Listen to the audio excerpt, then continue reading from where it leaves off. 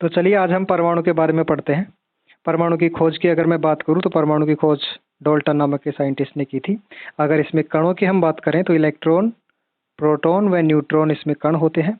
Electron को हम ई से लिखते हैं, प्रोटॉन को हम पी से लिखते हैं और न्यूट्रॉन को हम एन से लिखते हैं।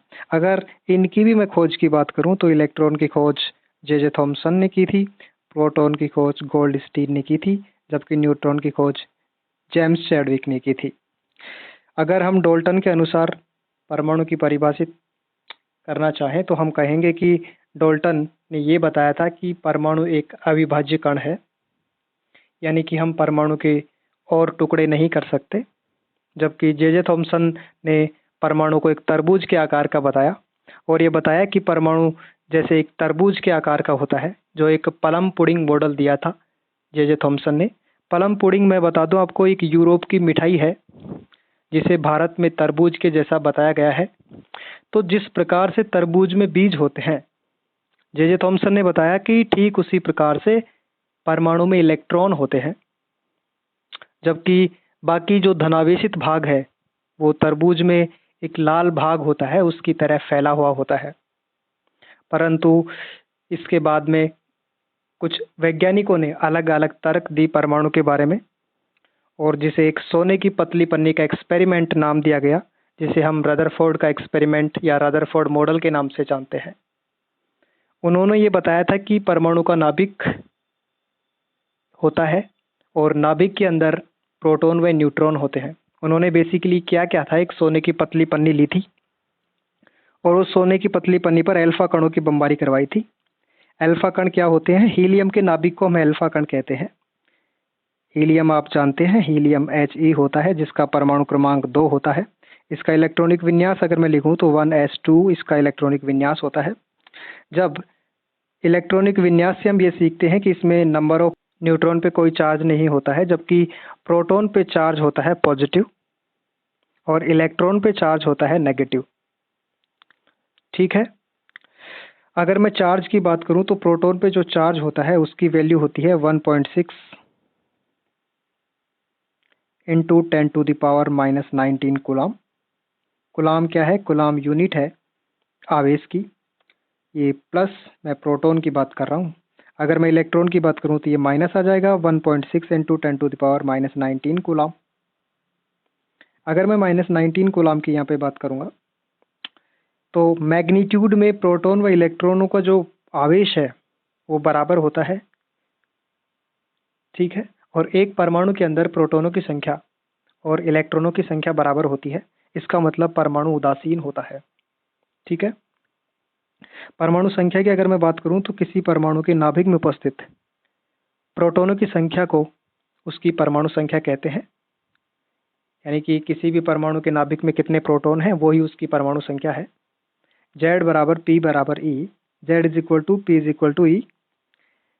यानी कि Z है यहाँ पे परमाणु संख्या, P यहाँ पे प्रोटॉनों की संख्या है, E इलेक्ट्रॉनों की संख्या है।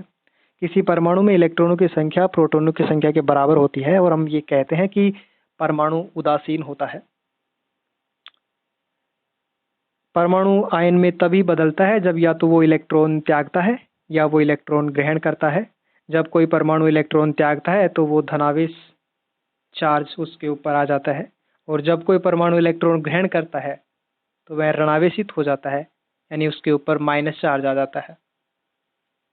अगर मैं द्रव्यमान संख्या की बात करूं तो द्रव्यमान संख्या है किसी परमाणु के नाभिक में उपस्थित प्रोटॉनों की संख्या व न्यूट्रॉनों की संख्या का योग द्रव्यमान संख्या कहलाती है। यहाँ Z का मतलब है परमाणु संख्या, A का मतलब है द्रव्यमान संख्या, P प्रोटॉनों की संख्या, N न्यूट्रॉनों की संख्या है। किसी परमाणु में कोई नाभिक है और उसमें जितने प्रोटॉन हैं, जितने इलेक्ट्रॉन हैं, क्योंकि प्रोटॉन और इलेक्ट्रॉन तो बराबर होंगे, और जितने न्यूट्रॉन हैं, अगर प्रोटॉन व न्यूट्रॉनों की संख्या को जोड़ दिया जाए तो जो रिजल्ट हमें मिलेगा वो हमारे लिए द्रव्यमान संख्या होगी। अगर मैं प्रोटॉन पे आवेश की बात करूं तो प्रोटॉन पे आवेश होता है 1.6 इंटू 10⁻⁻19 कूलाम। ये C लिखा हुआ है, C का मतलब है कूलाम, और ये पॉजिटिव होता है। प्रोटॉन पे चार्ज पॉजिटिव होता है, न्यूट्रॉन पे जो चार्ज होता है वो 0 होता है, जबकि इलेक्ट्रॉन का जो चार्ज होता है वो नेगेटिव होता है और इसकी जो वैल्यू है वो होती है 1.6 इंटू 10⁻⁻19 कूलम, राइट।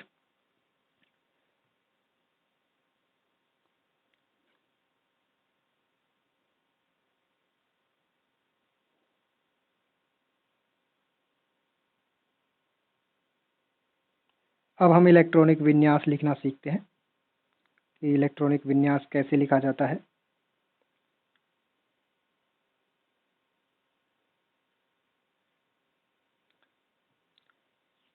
इलेक्ट्रॉनिक विन्यास लिखने के लिए आपको सबसे पहले उपकोष के बारे में नॉलेज होना चाहिए, जैसे कि SPDF, यहाँ पे आप उपकोष देख पा रहे हैं।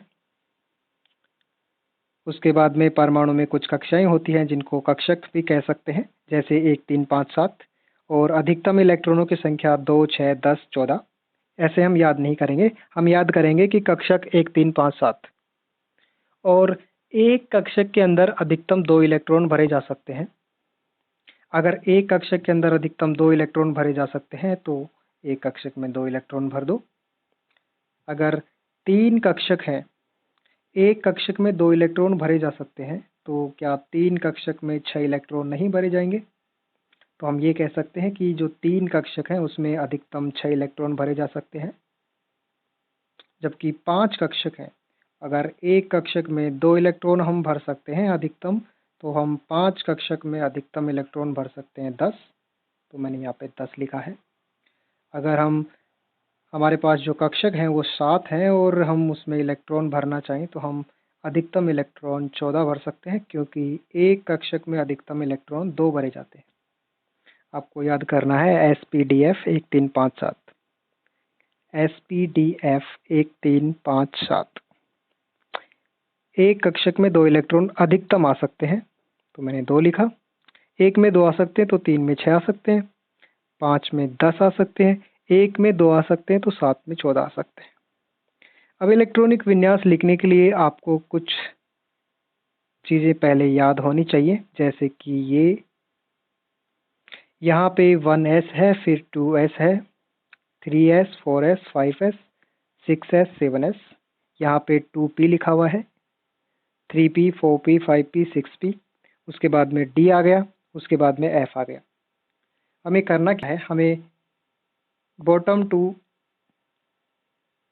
एक मिनट मैं इसको इरेज कर लेता हूँ। हमें टॉप टू बॉटम जाना है।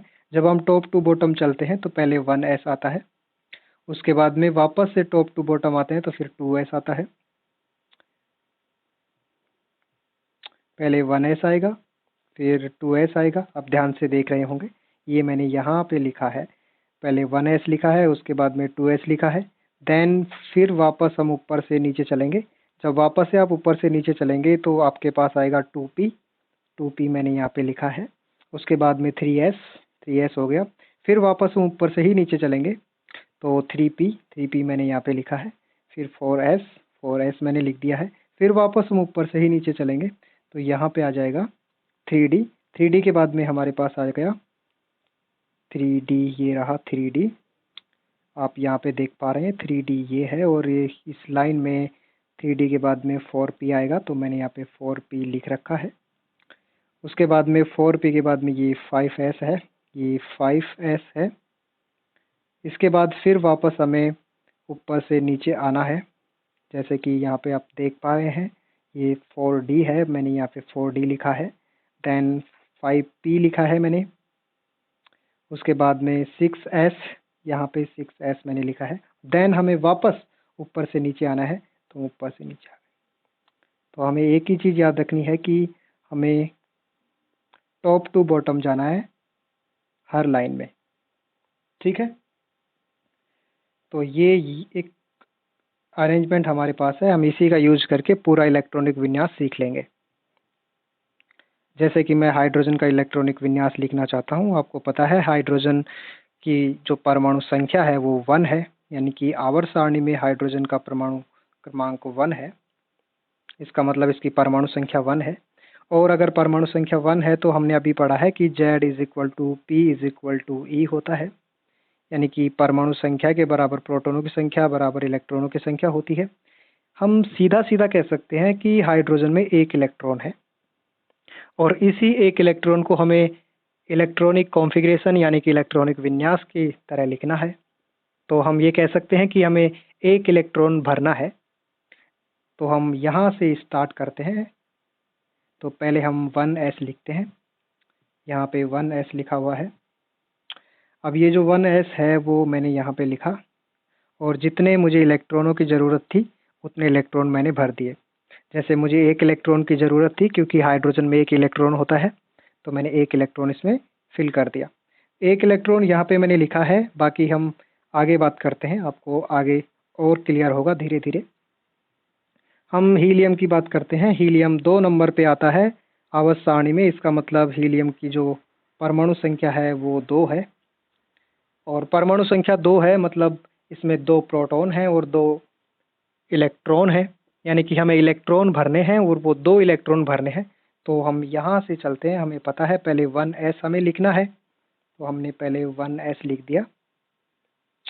उसके बाद में हमें इलेक्ट्रॉन भरने हैं, तो पहले हमने 1s लिखा और उसमें इलेक्ट्रॉन भरने हैं। तो आपको पता है जो हीलियम है वो 2 नंबर पे आता है, यानी कि इसकी परमाणु संख्या 2 है। तो हमने 2 इलेक्ट्रॉन भरने हैं, तो यहाँ पे मैंने 2 लिख दिया। ये इसका इलेक्ट्रॉनिक विन्यास यानी कि इलेक्ट्रॉनिक कॉन्फ़िगरेशन हो गया। देन हम बात करते हैं लिथियम की।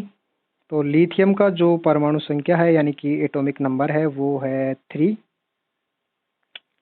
यानी कि पहले हम 1s2 लिखेंगे। सर आपका क्वेश्चन हो सकता है कि सर आप 1s3 क्यों नहीं लिख रहे? भाई मैंने पहले ही बताया है कि 1s3 हम नहीं लिख सकते क्योंकि हम s कक्षक में, यहाँ पे आप देख सकते हैं जो s कक्षक है उसमें हम अधिकतम 2 इलेक्ट्रॉन भर सकते हैं। s कक्षक में हम अधिकतम 2 इलेक्ट्रॉन भर सकते हैं, 2 इलेक्ट्रॉन से ज़्यादा इलेक्ट्रॉन नहीं भर सकते क्योंकि s जो उपकोष है उसमें एक ही कक्षक है, ठीक है। और एक कक्षक में हम अधिकतम 2 इलेक्ट्रॉन भर सकते हैं, उससे ज़्यादा इलेक्ट्रॉन नहीं भर सकते, ठीक है। तो हम एक s जो है इसमें हम 2 इलेक्ट्रॉन भर देते हैं, ठीक है।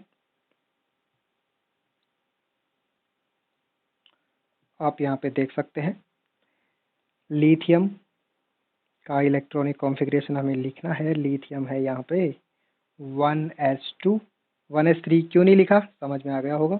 उसके बाद में 1s के बाद में 2s आएगा। 2s हम 1 लिखूंगा मैं, क्यों?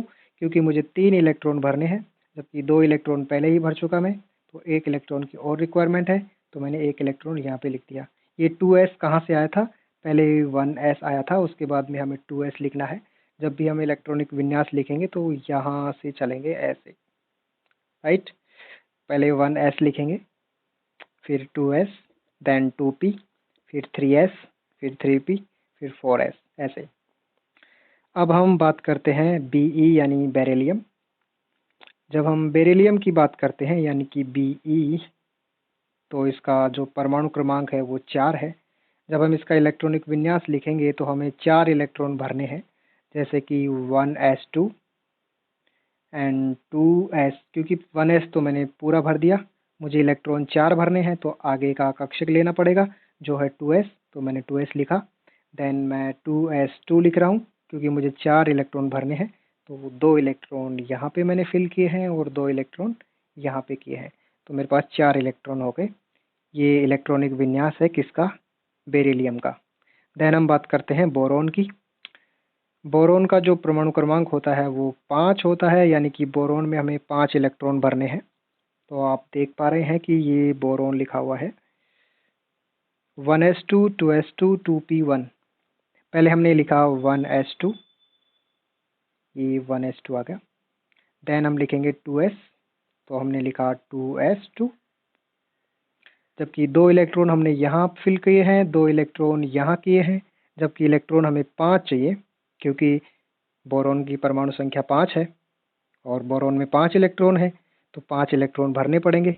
जबकि s कक्षक में हम अधिकतम 2 ही इलेक्ट्रॉन भर सकते हैं, तो हमें p पे जाना होगा, तो 2p1 मुझे लिखना होगा।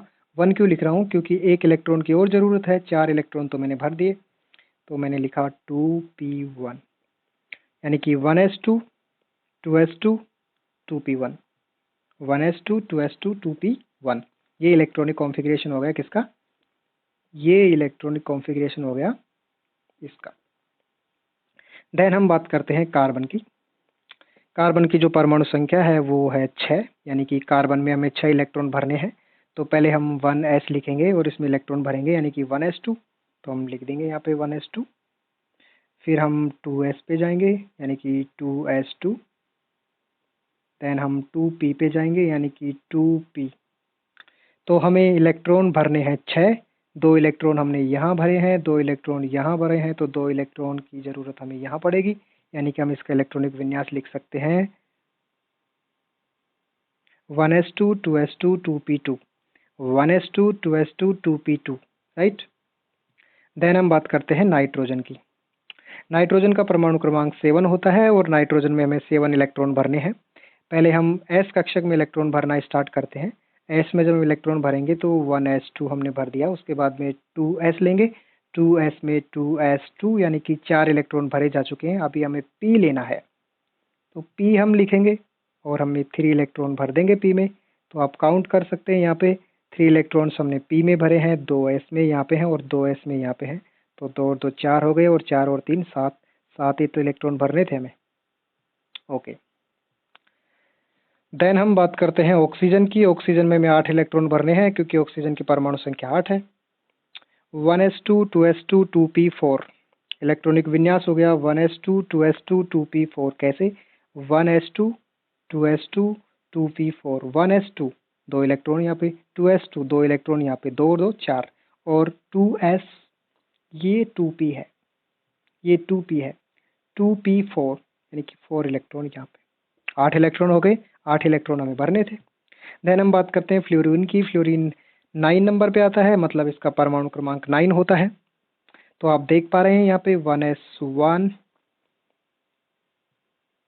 ये इलेक्ट्रॉनिक विन्यास है किसका? फ्लोरीन का। 1s2 2s2 2p5, क्योंकि 9 इलेक्ट्रॉन हमें लेने हैं, तो 1s2 2s2 और 2p5, यानी कि 2 इलेक्ट्रॉन यहाँ पे फिल किए, 2 इलेक्ट्रॉन यहाँ पे और 5 इलेक्ट्रॉन यहाँ पे।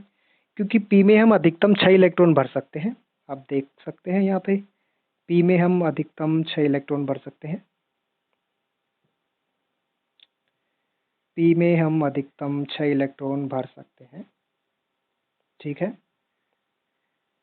तो हमें 6 इलेक्ट्रॉन भरनी है, आप देख सकते हैं यहाँ पे। तो p में हम 5 इलेक्ट्रॉन भर दिए।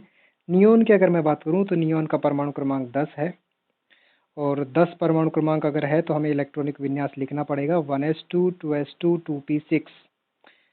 2 और 2 4 इलेक्ट्रॉन हमने यहाँ पे भर दिए और 6 यहाँ पे, तो 10 इलेक्ट्रॉन हो गए। 10 इलेक्ट्रॉन हमें भरने हैं। हम सोडियम की बात करते हैं। सोडियम जो है वो 11 इसका परमाणु क्रमांक है, यानी कि 1s2 2s2 2p6 1s 2p7 क्यों नहीं लिखा मैंने? क्योंकि p में हम अधिकतम 6 इलेक्ट्रॉन भर सकते हैं, इससे ज़्यादा इलेक्ट्रॉन नहीं भर सकते।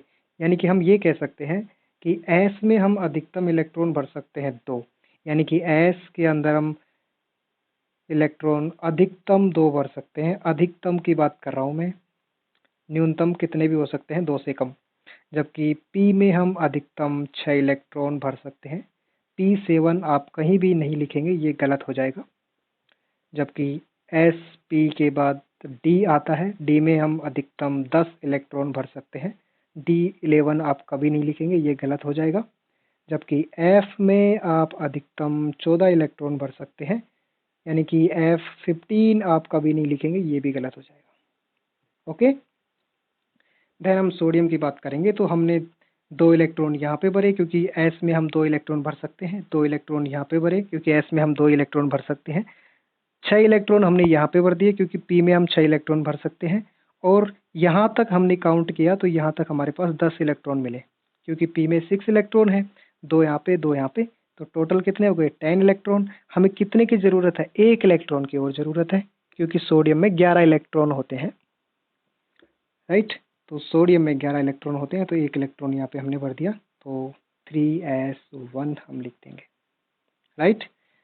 देन हम मैग्नीशियम की बात करते हैं। मैग्नीशियम में जब इलेक्ट्रॉनिक विन्यास लिखेंगे तो हम देखेंगे कि 1s2 2s2 2p6 3s2 1s2 2s2 2p6 3s2।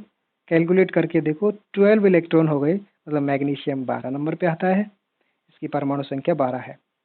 Okay, हम एल्यूमिनियम की बात कर लेते हैं। 1s2 2s2 2p6 3s2, क्योंकि s में तो हम अधिकतम 2 इलेक्ट्रॉन भर सकते हैं। देन हम बात करेंगे 3p1 3p1 3p1, क्योंकि यहाँ तक अगर हम गए थे तो 12 इलेक्ट्रॉन हो गए थे, जबकि हमें इलेक्ट्रॉन 13 भरने हैं, इसलिए हमने 1 इलेक्ट्रॉन यहाँ पे भर दिया।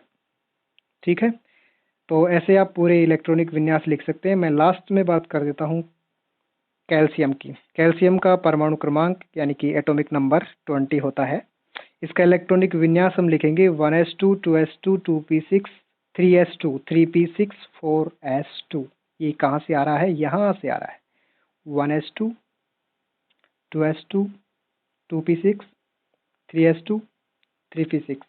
एक बार यहाँ तक आप काउंट करें, 1s2 2s2 4 इलेक्ट्रॉन, 2p6 यहाँ तक 10 इलेक्ट्रॉन हो गए, फिर 3s2 12 इलेक्ट्रॉन, 3p6 18 इलेक्ट्रॉन हो चुके हैं, जबकि 4s2 यानी कि टोटल इलेक्ट्रॉन हो गए 20, और हमें 20 इलेक्ट्रॉन ही तो भरने थे। तो ये इलेक्ट्रॉनिक विन्यास हो गया कैल्शियम का। मैं उम्मीद करता हूँ ये इलेक्ट्रॉनिक विन्यास यानी कि इलेक्ट्रॉनिक कॉन्फ़िगरेशन की लेक्चर आपको पसंद आया होगा। Thanks for watching this video. Thank you.